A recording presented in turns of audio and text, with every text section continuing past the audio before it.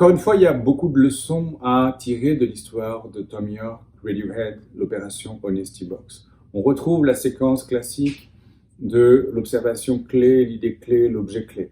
On retrouve la provocation immense qu'a consisté cette opération Honesty Box le 10 octobre 2007. Tout le monde pensait que c'était n'importe quoi et ça a été un succès extraordinaire. Mais il y a peut-être une leçon qui est plus importante que ça, que j'aimerais vous délivrer ici. C'est l'idée de dire qu'il y a autant de leçons à prendre dans un succès que dans un échec. Souvent on dit, quand on a un échec, on a appris quelque chose. Effectivement, vous avez appris quelque chose avec un échec. Ce qui est singulier dans l'histoire de Thom Yorke, de Radiohead, je trouve, c'est le fait que, voilà, ils ont un succès extraordinaire en octobre 2000 avec leur album avec leur album Kid A, et plutôt que de s'en réjouir, de sabler le champagne, de se dire génial, profitons de ça, ils se sont posé la question de savoir comment est-ce possible que ce succès ait pu exister, alors même que toutes les conditions étaient réunies pour que le succès n'advienne pas.